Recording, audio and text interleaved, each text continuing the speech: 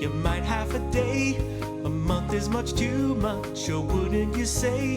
A second is too short, an eon too long. A week is just stupid, and so is this song. Ooh, everybody's got a half an hour. Haven't you got a half an hour? This bill only needs a half an hour. So come in and stay.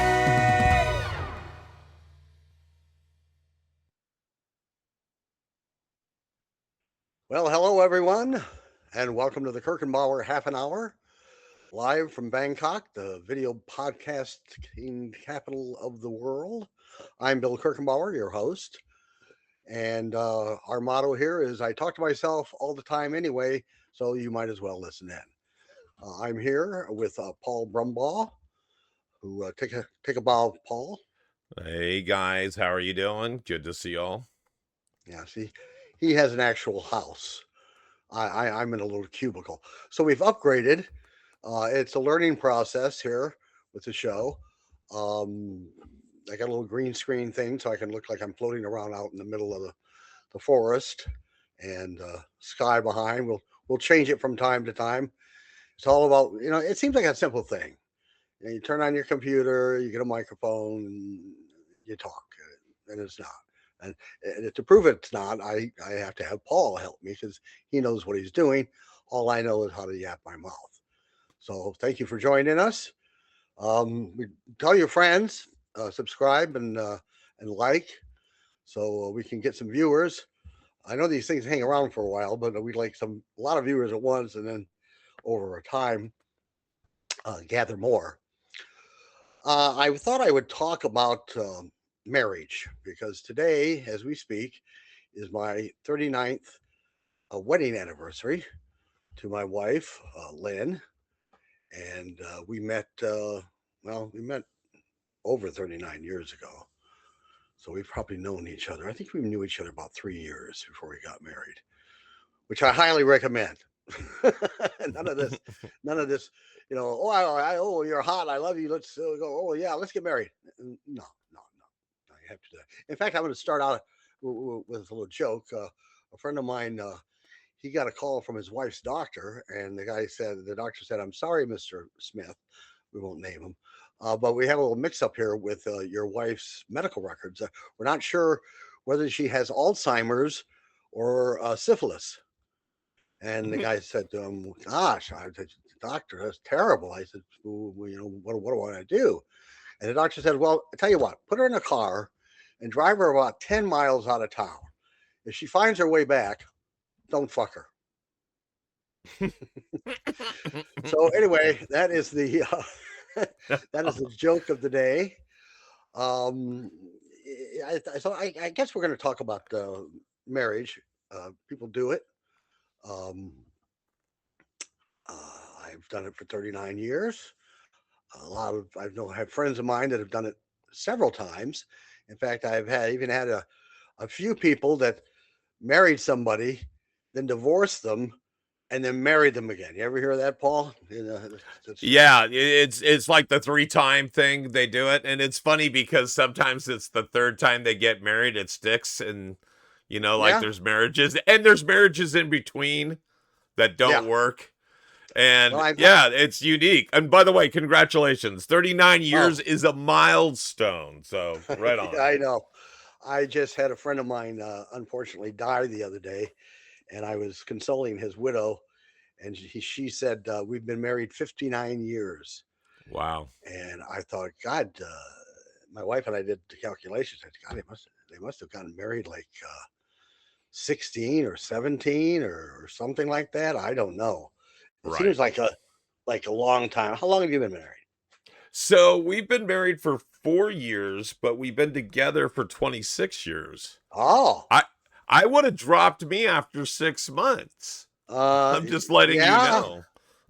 So you pushed it off into the future quite a while.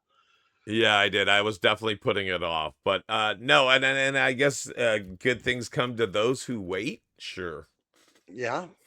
Yeah, Well, it's been a beautiful marriage and a beautiful relationship, the best of my life. well, that's good. That's yeah, me too. It's been it's been the only marriage I've had. I will say this: the observations that I've made um, is that when you choose to marry someone, or you meet somebody that you contemplate maybe marrying, uh, you better make damn sure. Yeah, and one thing to do is to me, it's about the face. This part right here. You gotta, and you know, God love my wife. She looks at this one every day, and I love her face.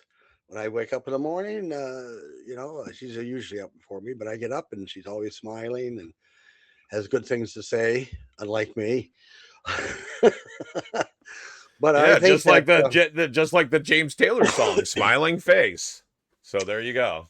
oh yeah, okay, okay. Um, but you have to be able to, you have to be friends first of all, Hmm. and you have to talk about things that people don't, you have to talk about a lot of stuff and get it out in the open. I think because you don't want to find out that you marry someone and all of a sudden they say, "Oh, I don't do that," or "I don't think that's the way it should be. I think it should be," So you have to.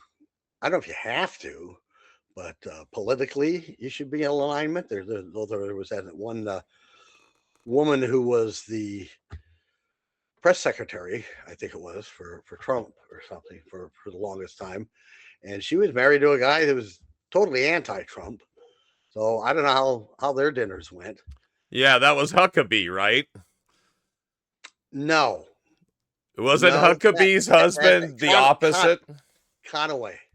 Oh, Conaway. Okay. Yeah, Conaway, and then she was married to this guy who was like a reporter or something, and he had nothing but bad things to say about Trump, and she had nothing but good things to say. So I would assume that the tactic there was to just let's not talk about Right. it. Right. No. So you have to have some real basic key values probably aligned and some Yeah, other stuff you can be yin and yang on, right? yeah, yeah, and even culturally, I think it helps that you both kind of come from same culture. I know guys that have married Thai women, and I've always said if you marry a Thai girl, you marry her family, and Right.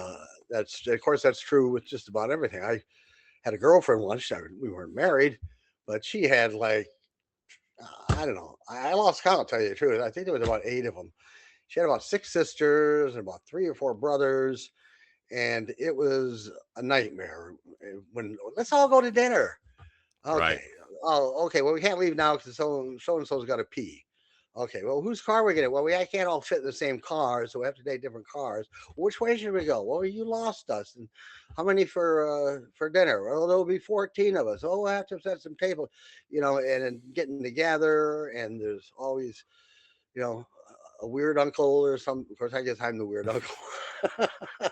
See, Well, I and have but that's great that they were like that. So I know back then it was kind of cumbersome. It was like if you move, and I'm not getting stereotypical, but a big Italian family or a big Jewish that's family what or she was, right. Italian. And so if you have a big family, that was the thing back in the 70s, 60s, 70s, 80s and stuff. But now you can't get a family around a table if your life depended around it on it. Yeah, So it's hard, but I think it's important to eat together and have. By the way, you'll see a hole in my head every once in a while. That's just lighting. We'll be fixing that. I do not have a hole in my head, even though some people have accused me of it. So it's 39 years. I think what I'm trying to say here, or I know what I'm trying to say, which is that you have to basically be really good friends too. right. You have to like kind of the same thing. You don't have to always eat the same thing. When you have dinner and stuff, very often my wife will eat one thing and I'll eat something else. So you don't have to be attached at the hip either. But it's nice to have similar values and somewhat similar culture in your background. So I don't think there's any one secret to being married for a long, long time. They say married men live longer, and who they is probably a bunch of married men. Uh,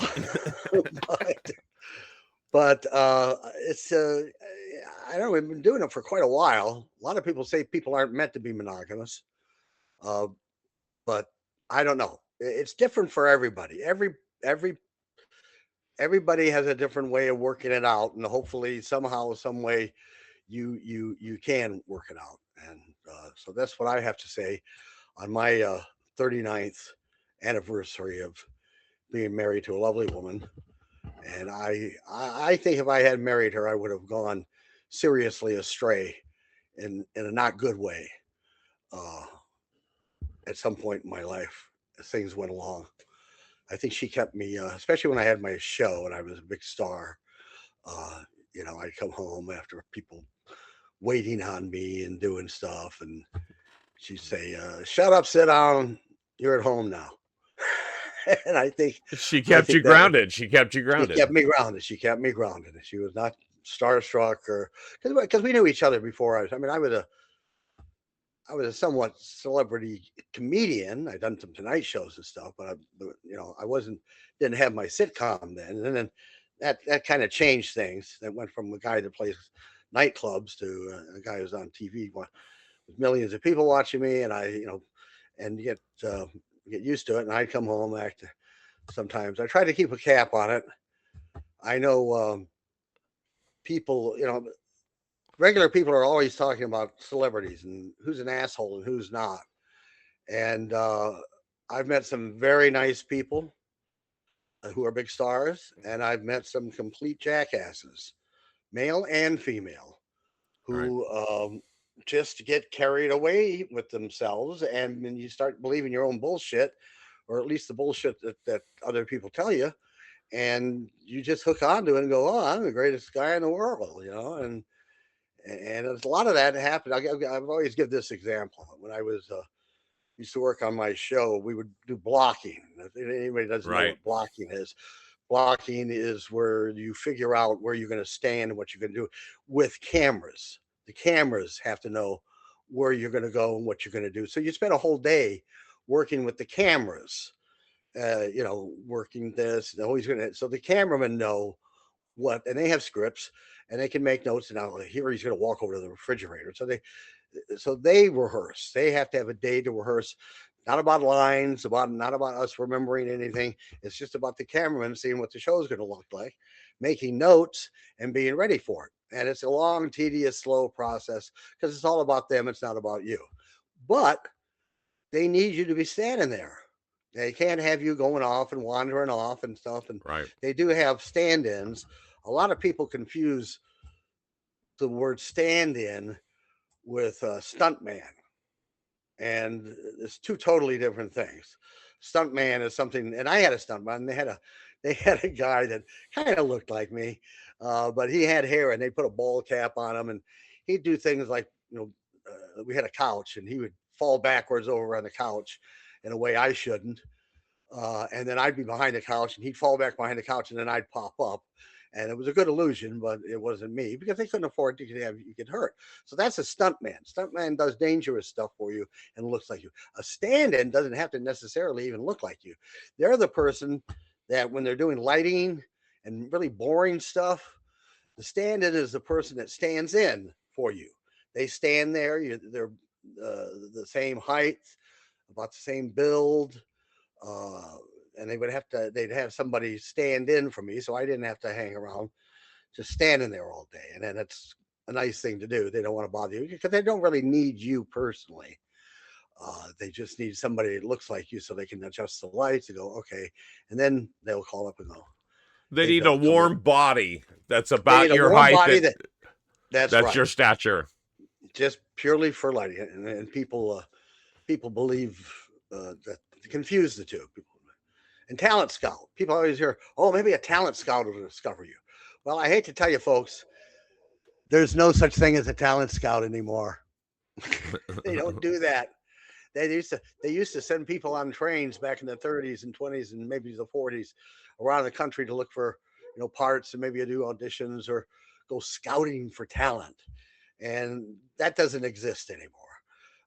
Baseball teams do it, football teams do it, basketball teams do it, but show business, they've got so many people that they don't have to go looking for them. They assume that you will come to them, or at least your agent will call. So there's no such thing as getting on.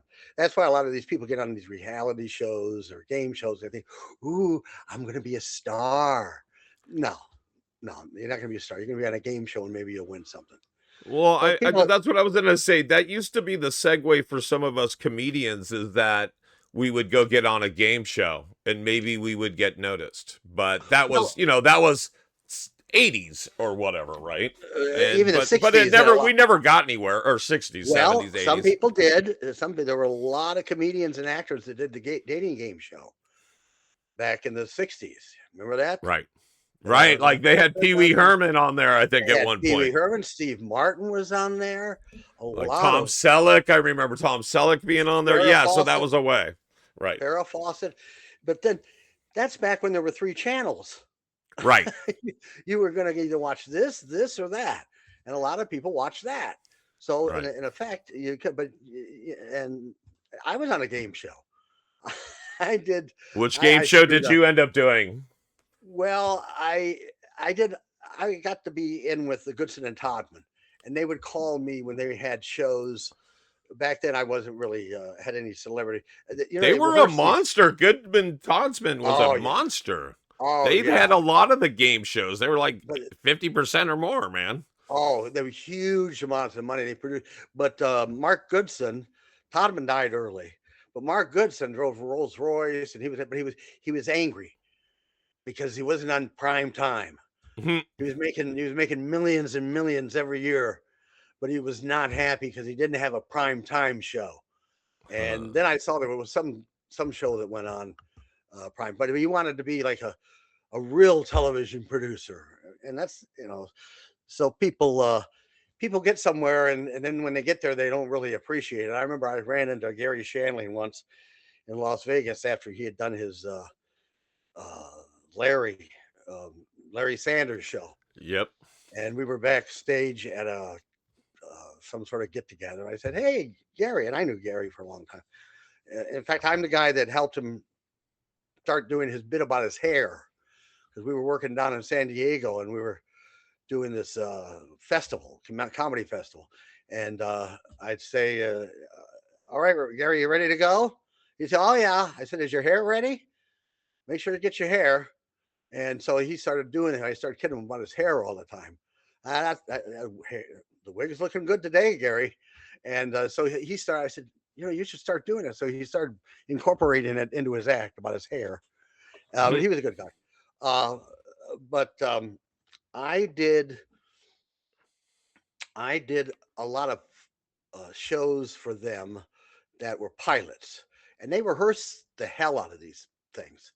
I mean, they play them everywhere. So they get actors and then real people, and they pay $25 back then to come in and rehearse the show and see what. Oh God, we never thought that would happen.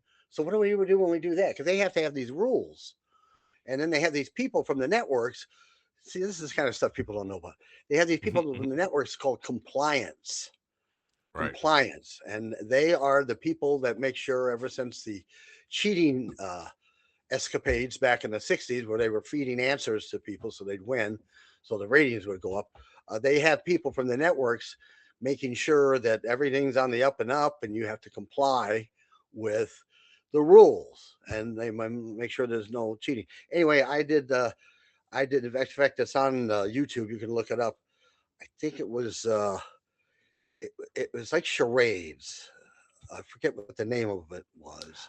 Oh, it was like a charades game. Funny body language. It was called Body Language. Okay. And I was playing a regular person, and Dick Gautier, remember him? He No. was one of the celebrities. Oh yeah, Dick Gautier. If I showed you a picture, you'd remember. Yeah, I'd go, oh yeah, him. Yeah. Oh yeah, him. Yeah, a lot of those people. But he did a lot, and he was. We were doing a thing, and he was doing this. Okay, Bill. Now, Dick, here's the tone, and then they'd show the word, and he was going. He, and I thought, what the hell did they do? And then, and he went crazy. He would corn cob pipe, corn cob pipe, pipe. You get it. He went off on me between Jeez. commercials, and I went, hey, we just it's not like you lost money. He got way too serious about it. Way too serious about it.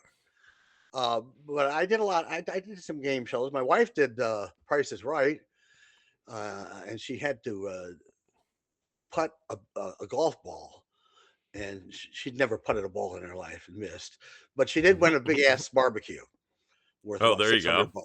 So she won something. But people don't realize that these game shows, once you do one, you can't do anyone for like sometimes 2-3 years, and you can never do the same one twice. So I always advise someone, if you're going to do a game show, do a game show where you can win a lot of money, because there are cheap game shows. Hey Bob, you've won $500, and there are good game shows. Well, you've won $1 million. The point is, if you do them, be careful, and you have to have a personality. They always ask people to get excited, like Family Feud. I watch Family Feud sometimes, and they're all up and they tell them to do that. They want people. They don't want people to stand there and just kind of Right. They want you to get all hyped up and super. Oh yeah. Oh, clapping, and all this stuff. Well, even when they have the tryouts, for the different things, we did a Family Feud tryout in the late 70s, early 80s, and they're not looking for people that play well necessarily. No. They're looking for people that have quirky families and things that could be entertaining in some kind of way, right? Right. And they want personality. That's what they're looking for. So. Right. The game shows that's a whole. There's only so much you can do with it. Ask questions, spin a wheel. Jeopardy. You have to, be smart and answer questions. And then Wheel of Fortune, that's spin a wheel, and then you're playing Hangman. Right. So there's just so much you can do. They're always fun. They're always entertaining. The best ones, I have a friend of mine who writes questions actually for Family Feud, and has for well over 20 years.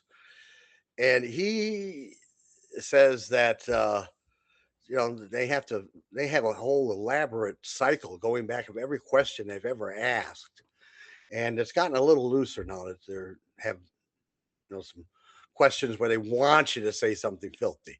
I mean, you have no option practically, so right. And if you look, they spend more time talking to the people than they do actually playing the game. Well, people that so when you think of like funny responses, I think of things like Hollywood Squares, and I think of people like Paul Lynn. Oh yeah, but all that stuff was written. All those things were written. Now I did a lot of shows. I did a show called Relatively Speaking, which was a terrible show. It was famous people or relatives of famous people would come on, and you had to guess who their famous relative was. Oh, okay. And George Burns is my uncle, and you had to ask questions. It was like, what's my line kind of thing. It was a horrible show. I remember one of them was, and I had to disqualify myself because I knew her. It was Zsa Zsa Gabor's daughter. I forget what her name was, but I met her at the Improv one time, and she wasn't she's kind of a big girl, and she chased me around a lot. So you knew her previously and said, "Oh, yeah, I knew her previously," and I had to say, I got to tell you, I got to disqualify myself because I know this one, and I did, and she was nice enough. And Zsa Zsa was a horrible person. I'll tell you two Zsa Zsa stories. One is this one where I heard that she was so demanding, darling, and then would she made on this particular show she made some poor little girl who was a little assistant producer with the headphones on that runs around and guides the celebrities around. She did something that made this poor little girl cry. She was an abusive woman. And then one time I was asked to go downtown on Skid Row for Thanksgiving and help feed the homeless. And they would send news people down there. I had a friend of mine. He said, "Hey, let's go down and feed the homeless." I did it because I thought it was a nice thing to do. He did it because he knew there was going to be television cameras there. So we go down to this place on the Bowery down there in Los Angeles, and there were a bunch of B-list people, me included. And who's there? Zsa Zsa. Zsa Zsa's there behind, and she got big hair and jewelry and all this stuff. And I'm watching her, and I'm serving stuffing or something. Right. And I look over, and this bitch is eating the food. She's reaching in. I think she had the turkey, and she would reach in and grab with her fingers into the big trays and start putting it in her mouth. And now this Kirchenbauer would have said something, right? But back then I just looked at her and go, how have you got the balls Right. to come down here where these homeless people are to offer to feed them, and you're eating their fucking food, and you live in Beverly Hills. You probably got 2 turkeys at home waiting for you. Why would you? It's just it was such an insensitive thing that she did. Of course, remember the time she slapped the Beverly Hills police officer. Yeah, she got pulled over or something. It wasn't a drunk driving or speeding or something. It was speeding. Just insulted the guy, stopped her, and I like to. She was a mess. She got arrested for that too. She should. She should. If I remember that. They'd arrest her, so there's no reason she shouldn't get arrested. I watch a lot of these. You ever watch these First Amendment auditors? The First Amendment auditors. No, tell me about nothing them. about that. Okay, I will tell you about it. Okay. Well, I'll make it real quick here. First Amendment, and they're all over YouTube. What they do, the First Amendment says that you can go out and take pictures or I hate, one of my pet peeves is people call, when you have a video camera, call it filming. It's not filming. People haven't used film in like 20 years. So, take your horse and buggy and go home. It's not filming. It's recording. It's video recording.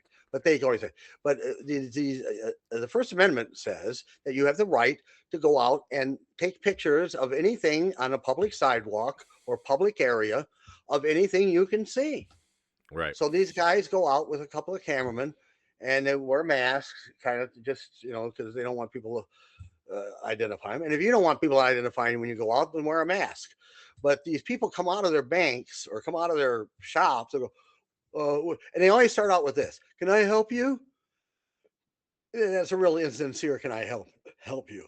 Can I help you?" And they'll say no.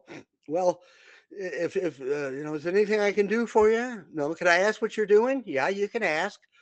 What are you doing? It's none of your fucking business.